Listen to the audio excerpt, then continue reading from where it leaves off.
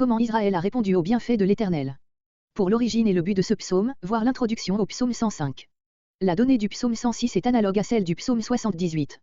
L'un et l'autre retracent certains épisodes de l'histoire israélite, en faisant ressortir la désobéissance du peuple. Seulement le psaume 78 le fait à la manière des prophètes, qui censurent le peuple pour l'instruire à salut. Ici, c'est Israël lui-même qui s'accuse. Les principales divisions du psaume sont les suivantes: invitation à louer l'Éternel et prière du psalmiste, pour avoir part à la délivrance réservée à son peuple, versets 4 à 5.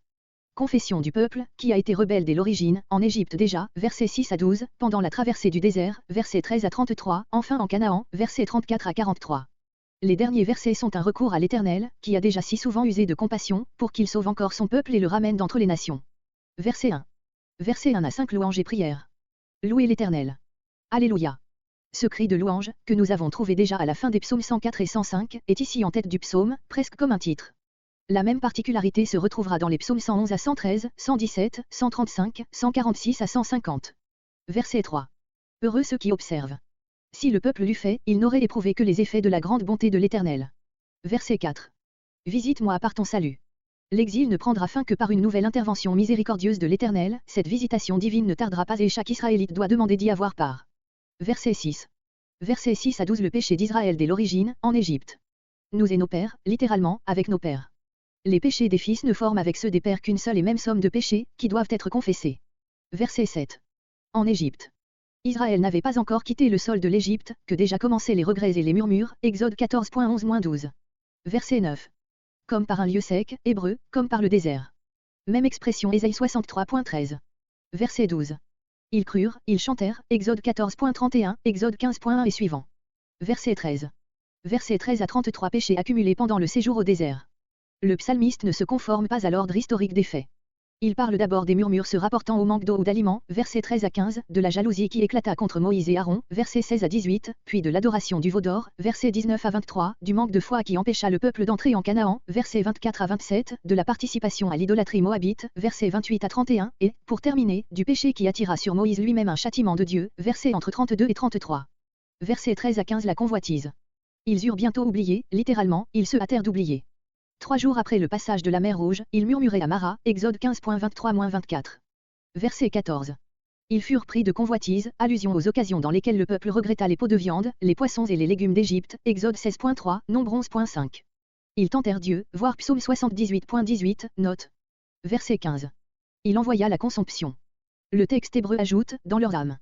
L'âme désigne ici le principe vital, à la fois physique et spirituel, ce qui, en eux, a convoité, joué, puis a été frappé de dépérissement, Nombre 11.33. Verset 16. Verset 16 à 18. La jalousie. Ils portèrent envie à Moïse, péché plus grave encore que le précédent, parce qu'il s'attaquait plus directement à la volonté de Dieu, si manifeste dans le choix de Moïse et d'Aaron. C'est ce qu'indique la qualification donnée à ce dernier, en vertu de sa charge, le Saint de l'Éternel. Le châtiment infligé aux coupables, versets entre 17 et 18, est aussi plus terrible que le dépérissement dont il vient d'être parlé. Verset 17. Dathan, Abiram. Coré, qui participa à la révolte, n'est pas nommé.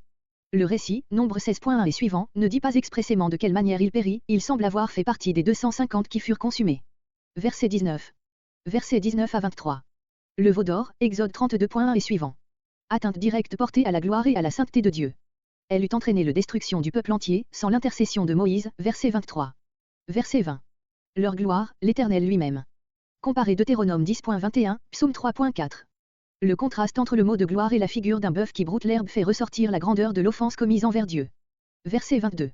La terre de Tchem, autre nom de l'Égypte, Psaume 105.23, Psaume 78.51. Verset 24. Verset 24 à 27. Refus d'entrer en Canaan. Dieu n'a pas détruit son peuple, après le culte du veau d'or. Israël se punit lui-même par un nouveau péché, lorsque, refusant d'entrer en Canaan, il se condamne à périr au désert, Nombre 14.1 et suivant. Ils méprisèrent la terre de délices, ou la terre désirable, Jérémie 3.19, Zacharie 7.14. C'est mépriser un don de Dieu que de reculer devant l'effort de foi nécessaire pour en prendre possession. Verset 26. Il leva la main, l'attitude de celui qui fait un serment, Genèse 14.22, Deutéronome 32.40. Verset 27. Et qu'il ferait tomber leur postérité, allusion à la situation du peuple, au moment où le psaume fut composé. Le châtiment de la déportation n'a pas été annoncé, il est vrai, en même temps que celui de la génération qui mourut au désert, il l'a été plus tard, par Moïse, Lévitique 26.1, Deutéronome 28.1 et suivant. Mais les péchés qui ont motivé ces deux châtiments sont en relation plus étroite qu'il ne le semble. Ils procèdent du même mépris des dons de Dieu et de la même incrédulité. Verset 28. Verset 28 à 31. Dernière désobéissance d'Israël, pendant son séjour au désert, nombre 25.1 et suivant. Baal-Péor, divinité en l'honneur de laquelle se célébraient d'ignobles orgies. Sur le conseil de Balaam, les Moabites et les Madianites invitèrent les Israélites à ces fêtes, nombre 25.2-3, nombre 31.16. Des sacrifices des morts. Cette expression fait penser aux évocations de mort, interdites Deutéronome 18.11, Ésaïe 8.19, ou à des cérémonies funèbres.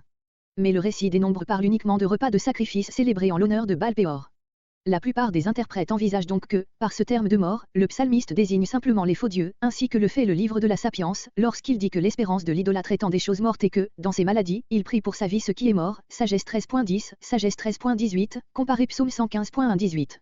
Nous savons, dit Calvin, que le banquet du sacrifice faisait partie du culte. Tandis qu'auparavant ils avaient coutume de manger des sacrifices qui les unissaient au vrai Dieu, fontaine inépuisable de vie, ils s'adjoignaient maintenant par mariage avec les morts, de bon gré ils se condamnaient à la mort par un sacrifice si détestable. Verset 29. Ils irritèrent Dieu, littéralement, ils irritèrent, on lit de même, au verset 32, ils provoquèrent, sans complément direct. Verset 30. Phiné se leva.